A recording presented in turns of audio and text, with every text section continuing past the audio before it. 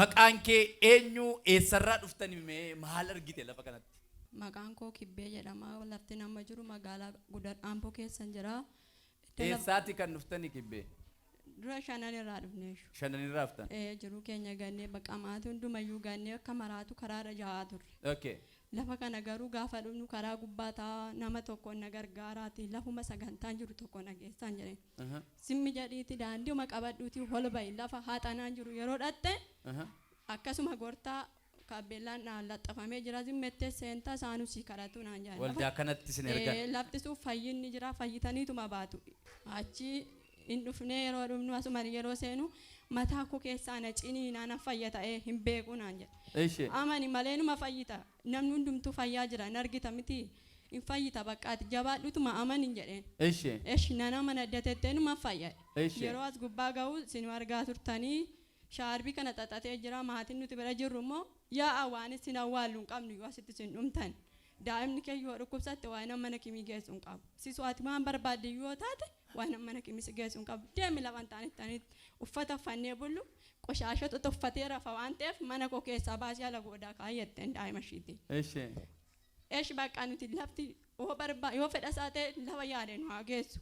Yoo jireenya boruu keenya qabna ta'e bakka hin jijjiiramnanneetuma manni qajeelan. Yeroo lafa kana nu argitanii takkatti nuti jirru dhufee lafum kanatti asumatti ol ba'ee kottu fayyitaadhaan kadhattanii fi kottu jira bayyime caalii afayyume galgala kana waaqayyo waa sababeeffatee hidhaa kee hiika.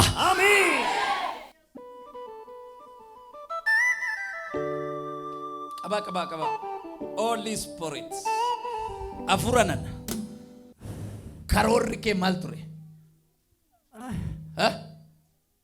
Ajjeesuudha. Afura maalidhatti? Tokkolaa.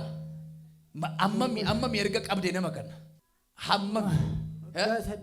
Gasaddeeti. Maal gochaa turteetti jireenya isaa?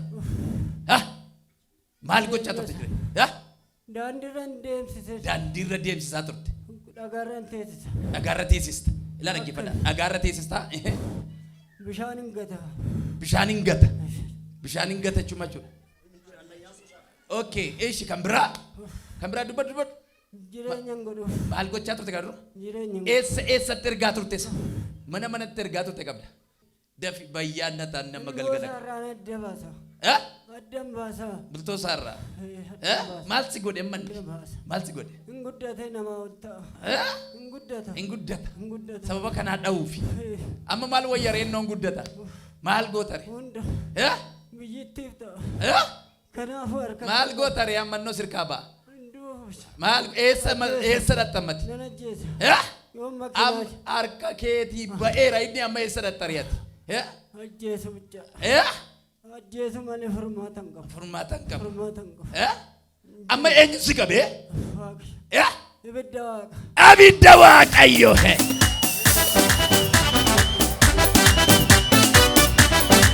Amma abidda waaqayyo ittiin qabamte kanan sagalee guddaan si'a sadi caaranii beekessa. Lama. Isaan maal lafaan na ideemi keessa.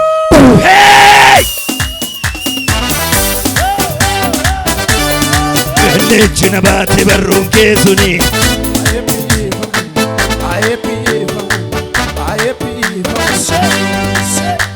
Ani abbako si godhatteera lubbuu koolatti. Ani abbako si godhatteera.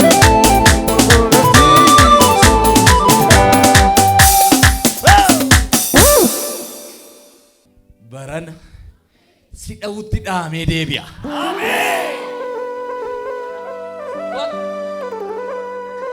Fuudhirraa shaarbiisa.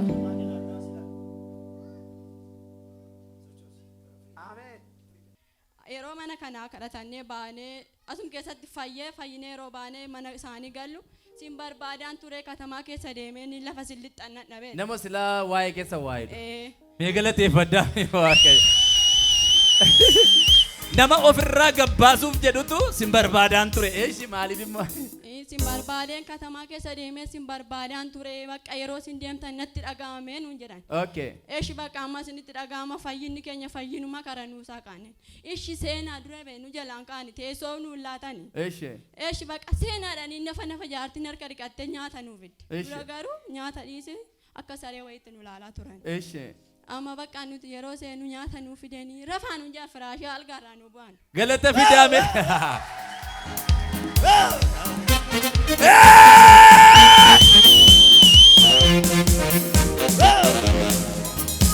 Isa hiyyeessa korsu Yesuusi fiyya ililleen hiyyere.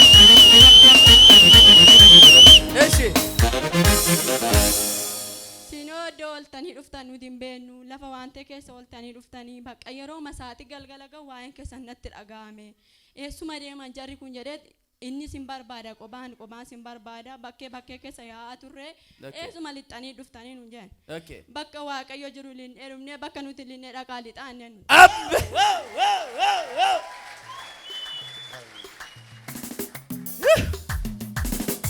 Iddoo Waaqayyo jiru warri lixan hawwadii miti hawwisiisanii jiraatu. Ameen.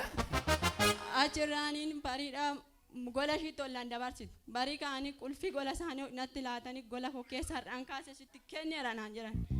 Maaloo? Gola isaanii. Mana isaanii? Qulfii. Mana sola barra diina sinkaa birra jeena mootiraa lama diya. Iyesuusi faltakkaa ol kaane iyya inillee sagaleen galata. Radio narrala bagati regina kebla seploda. Arka kediriirsi waan sirratti dubbadha. Barana zaariitu gara keetti deebi'a. Ameen. Eeshi bakka adda gola naalattanii har'aan kaasee garuu masooba keessanitti darbee nan qopheessa dura akka bakka nama qomaaxaa wayii qabutti saayinaa nuti itti nyaannu qophaa godhanii. Amma garuu biiffee koo hunda sitti namana qulfii mana koo keessaa sitti namana darbi gola kootti naan jedhan.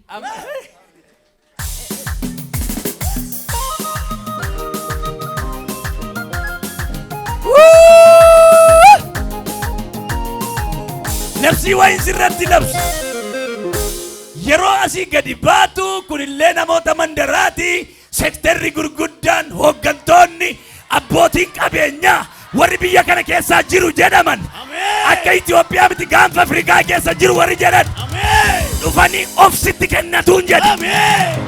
Eenyu namni amane si'a sadii naa ta'eera jedhee dabalii jedhee iyya ilillee sagalee galata.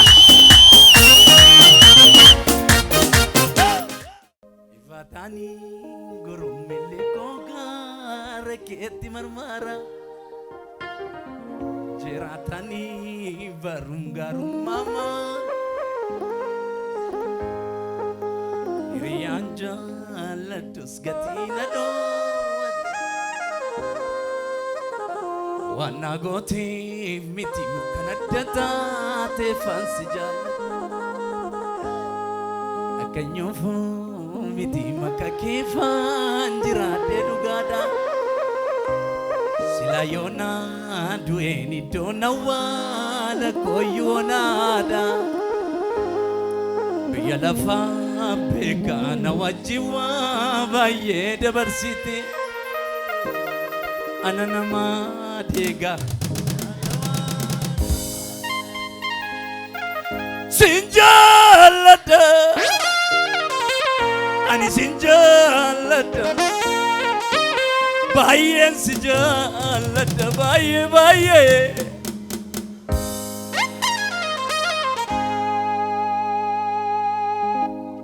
hallelujah isya amadinka kesa burra kutiga achi ganama saagaate akkasuma nu jedhanii nanuti xiqqoo turru imammaan jedheen habeenaan jambiyyan galaa kanaan caalaa jireenyi somaasitti naa ta'u dideera daa'ima fanan akkamitti galta dura galisiin jedheera garuu amma kanaan booda gibbii koon baatu naan jedhan gibbii ko lakki hin barbaadu nan gala yoo gara waan inaan jedhettan deema malee kanaan booda mana namaa keessa guguufuus hin barbaadu jedhe alana natu dida lakki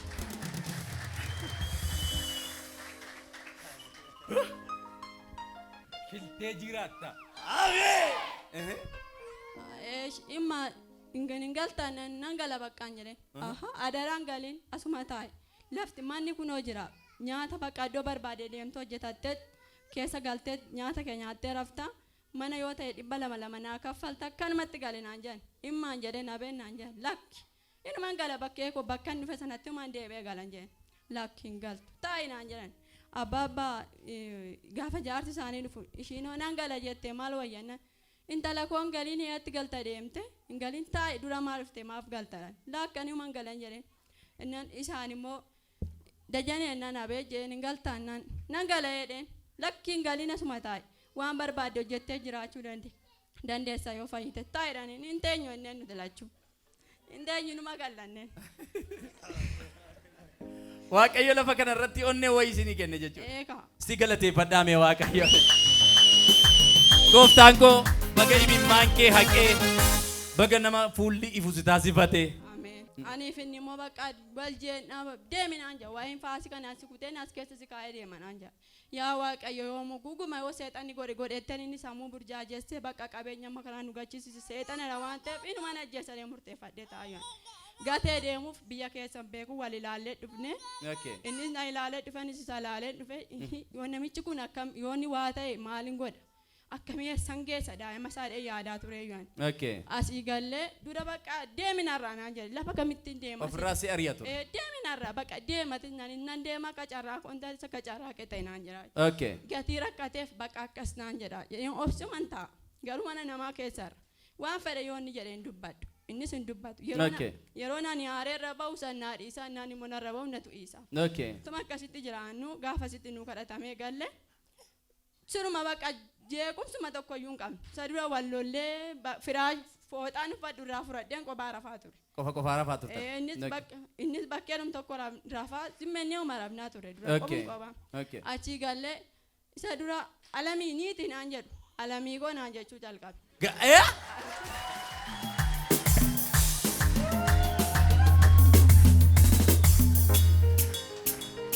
Iya finillee maltaa yoo dhagan.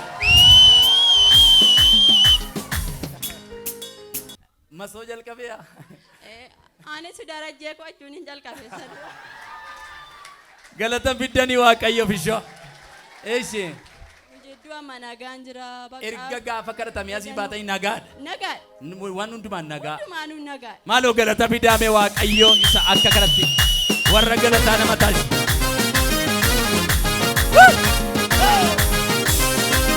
Gooftaan koo baga hunda nagaa sii taasisee dajuun gabaabsee waa irraa haa dubbatu. Inni immoo waan siin jedhaa ture hin ta'imu. Dajanee lammaati. Gara jibaatiin dhufe.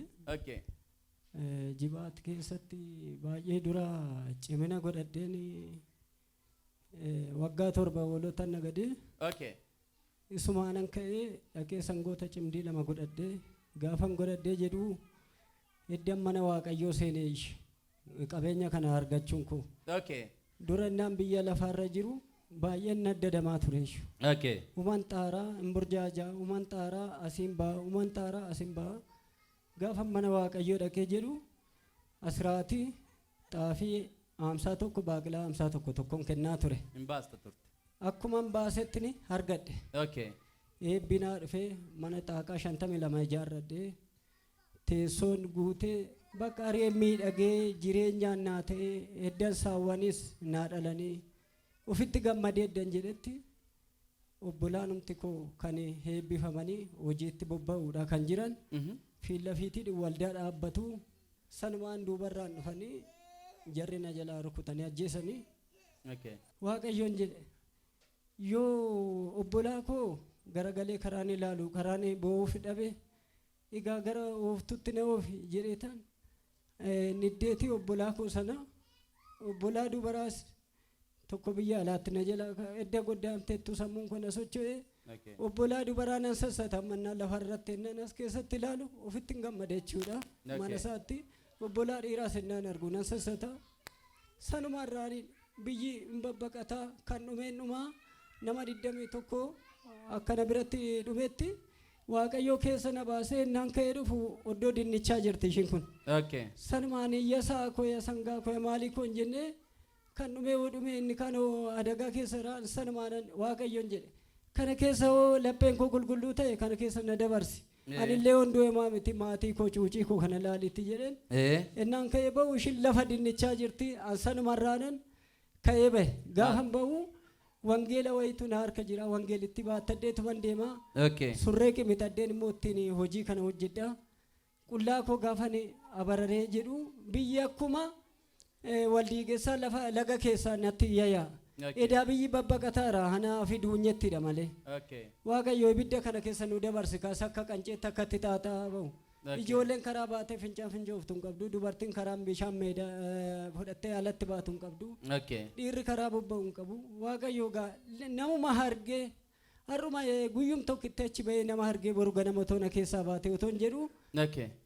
Naannee laga keessa otoo deemnu torban lama deemnee otoo deemnu nama 37 taanee kaanee dhufnee as qaqqabnee gaafa as qaqqabnu ennaan dhufee as qaqqabu kara deemtuun ta'e yaa Waaqayyo.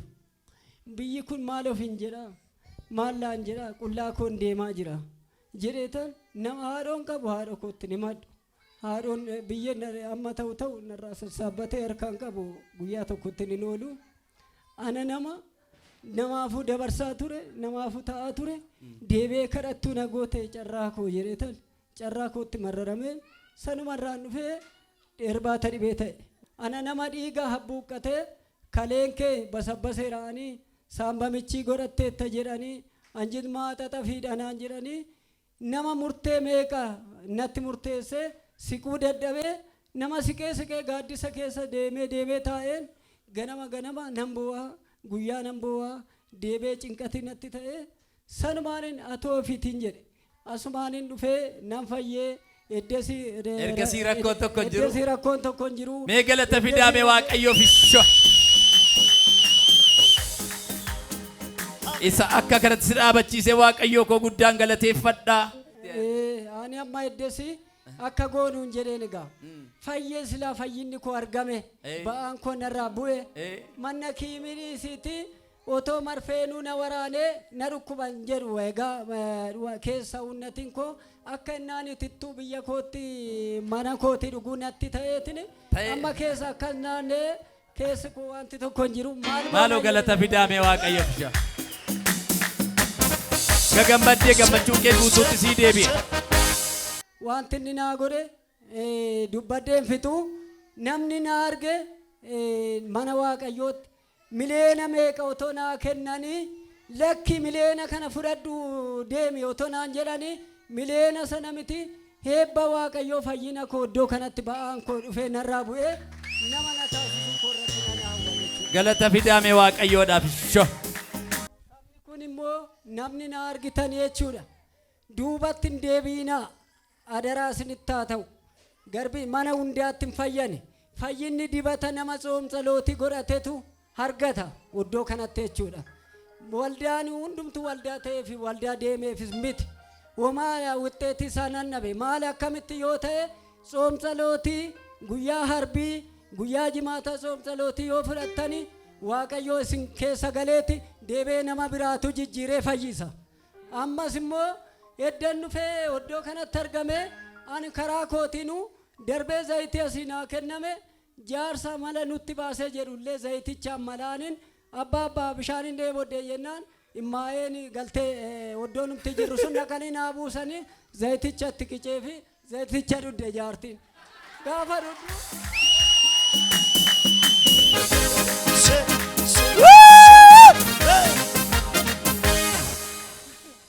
Maalin eddesi amma jaarsi mojjitin maaliif itti qiccee'uu baaftaga maal gochuuf akka isaan fayyina akka araqetti akka dhiisanidha araqetti akka dhiisaniif amma yennaan jaartiin har'aa qabee oddoon isin ooltanii dhuftan fayyina nageessaa daraa jee gaaf sanbataa jennaanaan immaayee ammayyuu fayyinni jirasi innattusi isa giddiin qabina otoo duddatti illee sin baadhee geesse hin dadhabu gooftaan qabanii isaan gooftaan qabanii garuu zayitiitti qiccee'uu baastee fayyanii amma waldaa keenya dhufuuf yaada jiraniire maaliif hin iyyitanii waaqayyoodhaaf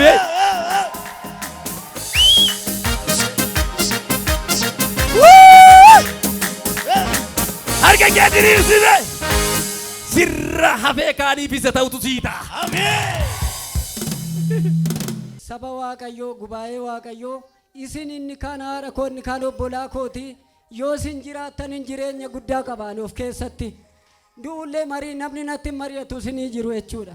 Ejaa kana ta'eefu fayyeen anuu karaa kootiin darbeen namni fayyaa jira. Amma immoo jaarsi ijji dhukkuba abbaa haadha warraa jaarti kana inni gujarreen lachuu qeeshaa kana inni gu wal jeegu inna barbaada isin sirbu inna barbaadanis akka barbaadan taasisu gaafa isa harka isaaniitti qicee zayitii kana jaarsi dibatu ijji isaa banameef.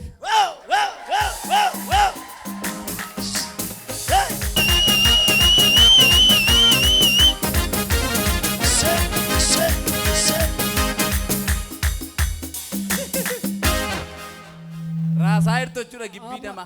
Amma immoo wanti isiniin jechuu barbaade obbolaan koo ani kanin isinii mushurraa fakkaadhee kaleessa kanin zabbanee fakkaadhee kadhataa fakkaadhee karaarra deemaa ture har'a baranee reefi intala kana fuudhu natti fakkaate.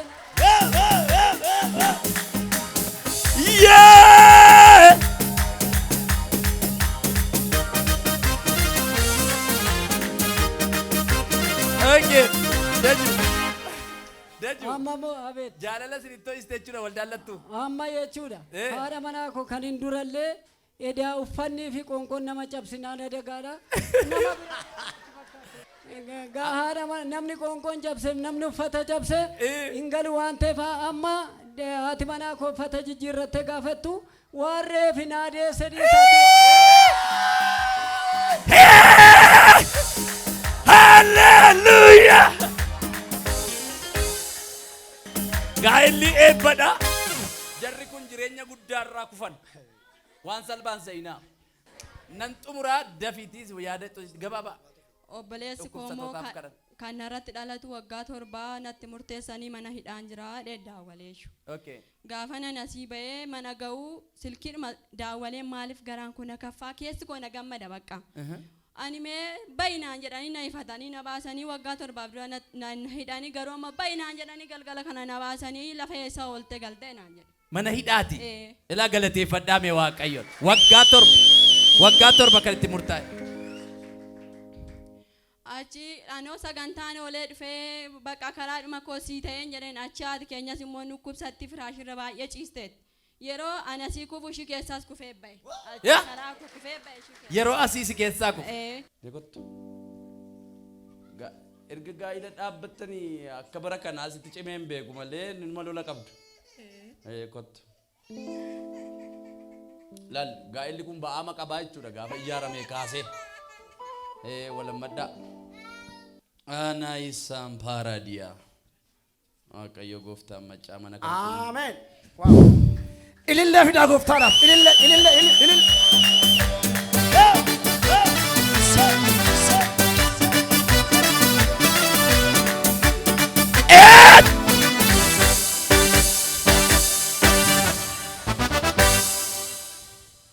Hit. Dem. Hey! Ay Jesus.